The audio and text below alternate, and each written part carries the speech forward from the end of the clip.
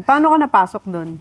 Saan Mga po? kalokohan na ginagawa mo online Actually po, dati na po namin ginagawa yun. ng barkada mo. Opo, matagal na po. Hindi lang namin ina-upload. Hindi naman namin alam na okay din pala sa iba na makaka-relate sila. Ganon din yung mga kalokohan na trip nila. Di mo... Nare-relate po sila. Pero may nabalitaan ako sa'yo, naloka ako.